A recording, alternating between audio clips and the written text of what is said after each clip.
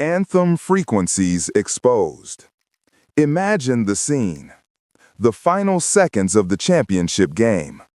The star quarterback, a player with nerves of steel and a season of flawless passes, drops back. He has a wide-open receiver. It's the easiest, most important throw of his life. And he fumbles.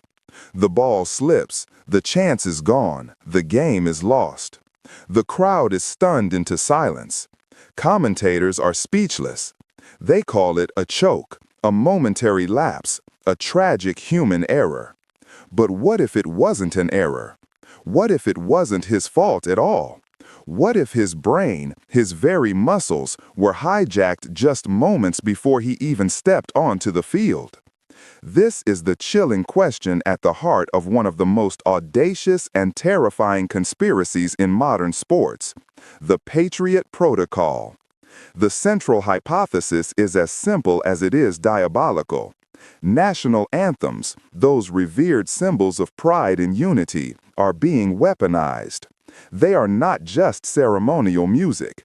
They are covert delivery systems for specific, inaudible sonic frequencies designed to subtly influence the neural pathways and cognitive functions of athletes, thereby manipulating their performance, their decision-making, and ultimately the outcome of the game itself.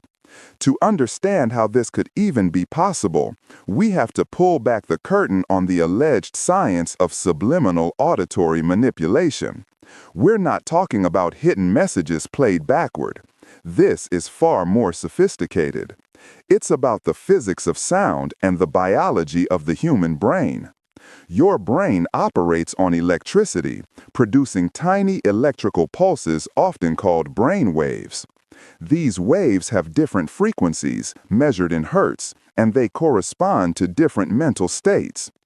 Beta waves, typically between 13 and 30 hertz, are associated with a state of active, alert concentration, exactly what a player needs in a high-stakes game. Then you have alpha waves, slower, between 8 and 12 hertz. These are linked to a state of relaxed wakefulness, calm, and creativity. Slower still are theta waves, which occur during deep meditation or light sleep. Now here is where the Patriot Protocol allegedly comes into play. The theory posits that a low-frequency rhythmic pulse, a specific tone, say at 9 hertz, can be embedded within a national anthem. It's layered so carefully beneath the powerful brass, the soaring strings, and the resonant vocals that your conscious mind doesn't even register it. But your subconscious mind, and more importantly, your brain's raw electrical system, does. This principle is called brainwave entrainment. It's a real phenomenon where the brain's own internal rhythms will naturally synchronize with an external rhythmic stimulus. Think of how you instinctively tap your foot to the beat of a song. Brainwave entrainment is the neurological version of that. The architects of the Patriot Protocol, so the theory goes, have mastered this. By embedding a persistent 9 hertz frequency into the anthem played for the opposing team, they could theoretically entrain the athletes' brains, nudging their dominant brain waves out of the peak performance beta state and down into the more relaxed, less focused alpha state. The effect would be subtle, almost imperceptible. The player wouldn't feel sleepy or drugged. They would just be a fraction of a second slower. Their world-class reflexes would be slightly dulled. Their decision-making, which relies on lightning-fast processing, would be infinitesimally delayed. In the world of professional sports, where games are won and lost by milliseconds and millimeters, that infinitesimal delay is the difference between a championship trophy and a devastating loss. But it gets even more specific and more sinister. Theorists claim different frequencies can be weaponized for different effects. Imagine a motor inhibitor frequency, a complex waveform designed not just to slow the brain down, but to specifically interfere with the signals traveling from the motor cortex to the muscles. This could be the cause of that inexplicable fumble, that missed penalty kick, that airballed free throw. The player's mind knows exactly what to do, but the signal gets scrambled on the way to their hands or feet. Or consider a cognitive dissonance tone, a high-frequency, barely audible signal that creates a feeling of unease and anxiety. This wouldn't affect a player's physical ability, but it would cripple their strategic thinking, causing them to second-guess their instincts and make poor choices under pressure. The anthem becomes a form of targeted, invisible psychological warfare. One team stands for their anthem, their brains being primed for peak performance with a subtle beta wave enhancing frequency, while the other team stands for theirs, unknowingly being subjected to a sonic cocktail designed to induce sluggishness and confusion. From the outside, it looks like one team is simply on fire, while the other is having an off day. But according to the Patriot Protocol, it's all by design, meticulously engineered in a sound lab long before the players ever took the field.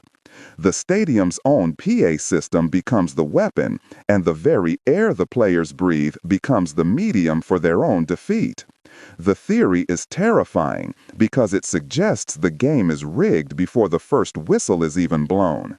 The foundation has been laid, the seeds of doubt and delay have been sonically planted. Now the question is, where is the evidence?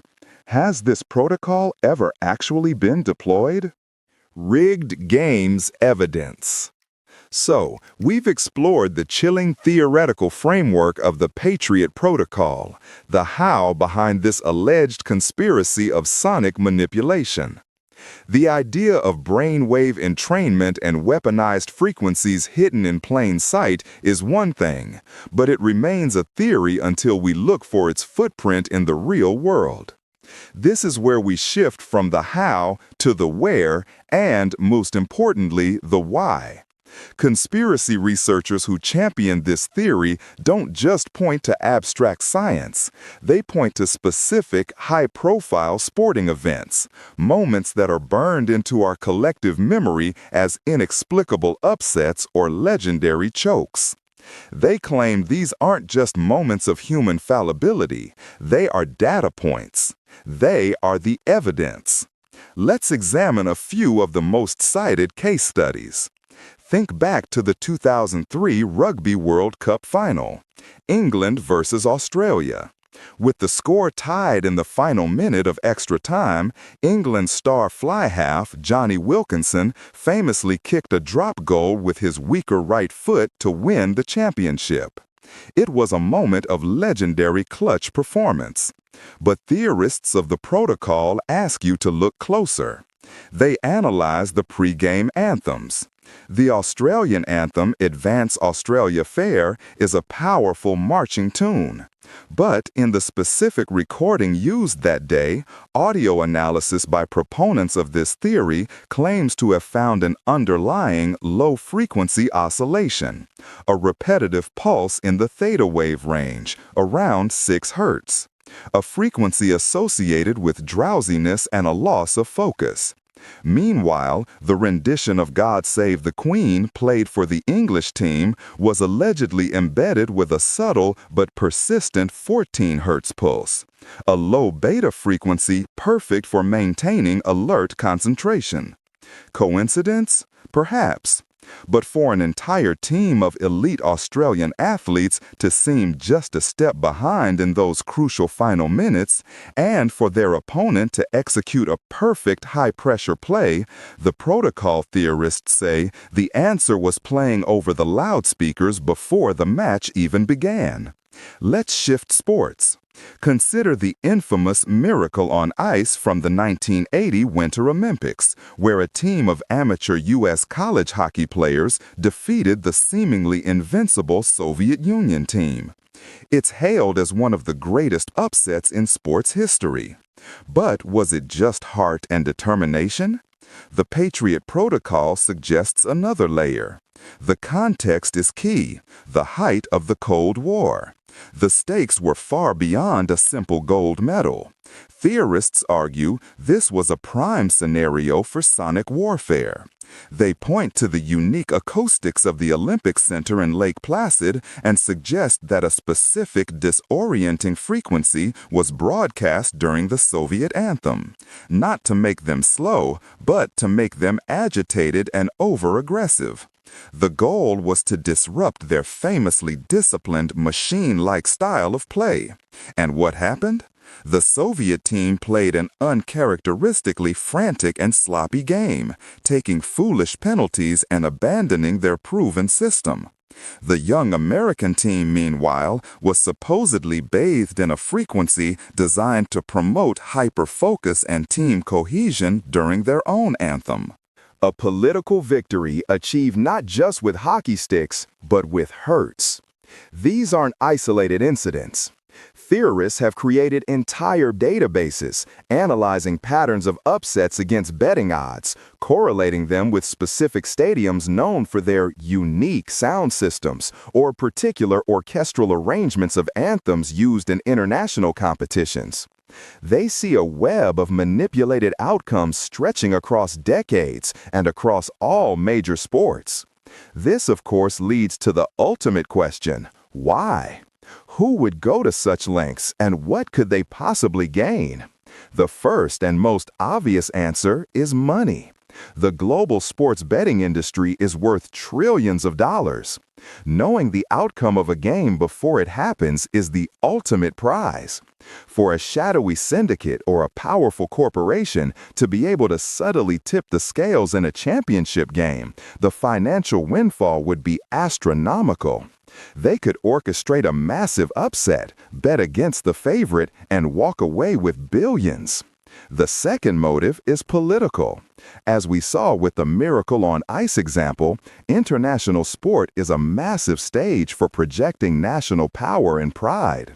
A stunning victory at the Olympics or the World Cup can boost a nation's morale, enhance its global standing, and serve as a powerful propaganda tool. In this light, the Patriot Protocol isn't just cheating, it's a clandestine operation of soft power, a new front in geopolitical competition. Finally, there's the most paranoid and perhaps most chilling motive: societal control. Think of the bread and circuses of ancient Rome. A population distracted by grand spectacles is a population that isn't paying attention to other things. A shocking Super Bowl upset or a controversial World Cup final can dominate the news cycle for weeks, burying stories of political scandal or economic turmoil. The game becomes a tool to manage and direct public attention. Skeptics, of course, will dismiss all of this as pure fantasy, a classic conspiracy theory that finds patterns where none exist. They will argue that the science is speculative and that human emotion, pressure, and random chance are more than enough to explain any shocking upset. But the proponents of the Patriot Protocol have a simple retort. That's exactly what they would want you to believe. The beauty of this alleged conspiracy is its plausibility, its deniability. It leaves no fingerprints, no paper trail, only a lingering feeling that something wasn't right. It hides in the one place no one would ever think to look, in the soaring, patriotic notes of a song everyone takes for granted. So the next time you're watching a game and you see that star player make an unbelievable mistake at the worst possible moment, listen. Listen past the commentators, past the roar of the crowd. Listen to the echo of the anthem. Are you hearing patriotism, or are you hearing the quiet, invisible hum of control?